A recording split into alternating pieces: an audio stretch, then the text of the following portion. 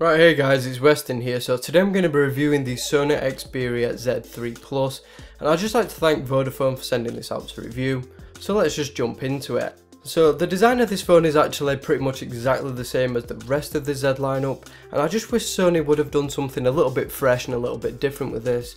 Now that's not a bad thing necessarily. I mean, the phone is a very nice looking phone, it's very clean, it's very minimal, but I just wish they'd have done something a little bit different. But anyway, that's just my opinion. So in the hand, the phone actually feels not that comfortable, to be honest. It's a little bit square-like and the sides are a little bit sharp, and I just didn't find it that comfortable to hold in the hand. The glass on the back and front does feel really nice though, and so do the sides. It's just, when you put it all together, it doesn't actually feel that nice. It's also very slippery as well, with it having all glass, so just keep that in mind. So now we got onto a redeeming feature of this, and that is the display.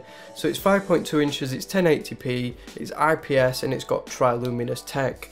Now what you're getting with this display is something unlike other IPS panels, and it's actually really vibrant and really saturated. So if you like AMOLED colours and that sort of style, then you'll definitely like this display because it's more vibrant and more saturated than regular IPS. Now you can actually adjust all this in the settings, so you can change your white balance and you can change all the other stuff, so you can actually adjust it to your preference, which is pretty cool. So image quality is very nice on this display. Video quality, again, really nice, sharp, crisp. Text looks fantastic. Icons, again, can't fault them there, so the display is really good. It's also nicely bright as well, so using it indoors you're not going to need it too bright. Outside you can get away with around 80% brightness and it's still very nicely visible, so props to Sony for a good display. So then we get on to the UI next, and this is actually running Android 6.0.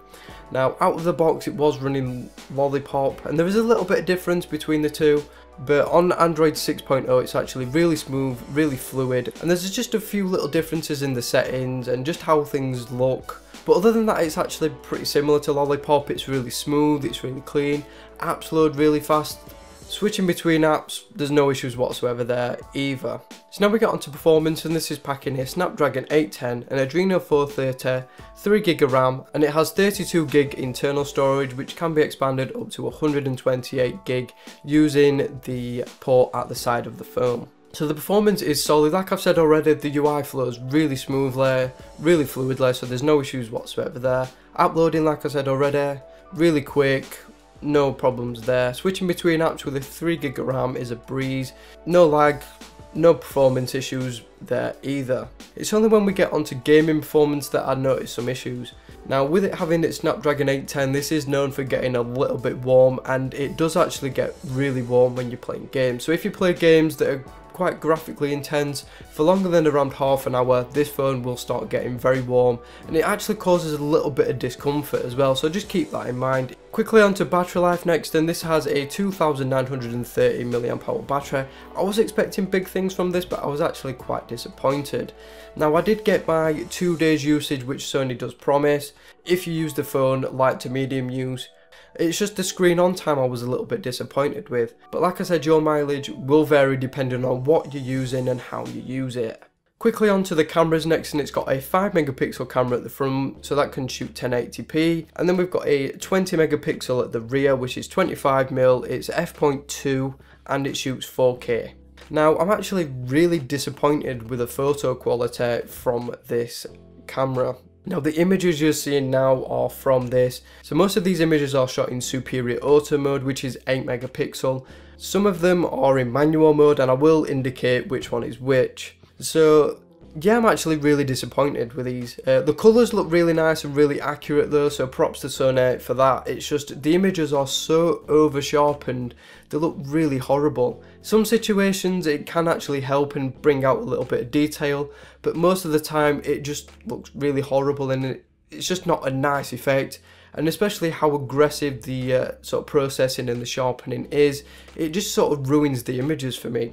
Sometimes the camera does get some really impressive shots, but most of the time it's just over processed and I just don't like how they look. Then we get onto the 4K video quality, and it's actually really good. Because it's got some software stabilization, it's quite smooth. It's not as smooth as it would be with optical image stabilization, but it's still very impressive. Again, colors are really nice and natural. really close to what they were actually on the day. Now we get onto the audio quality. So the front firing speakers actually sound really good, they go pretty loud, and it's got good quality audio, decent amount of body and depth, really clean mid-range. So if you watch a lot of YouTube videos, listen to music through them, it's actually a really good experience. Then we get onto the 3.5mm jack, and I'm actually really impressed with the quality through this. So it's got a couple of different settings that you can play about with. I use DSEEHX, and apparently this is supposed to uncompress your audio and make it almost high res. It doesn't really achieve that, but it does actually improve the audio quality a little bit. So if you're using some really good quality headphones, you can actually get a really nice listening experience from this phone. So let's just wrap this review up. So for £260 in the UK and for $350 in the US, you're actually getting a pretty decent package. I'm impressed with the build quality, the display, the audio and the UI. Where it was let down for me was the battery life, the camera and the performance. Now what I will say is, for the money, it's a good phone, but now other manufacturers have caught up, and you can actually get a really spectacular phone for much less than this if you shop around. Right guys, so that is pretty much it for this review. If you haven't subscribed, hit that subscribe button for more videos like this and more coming very soon.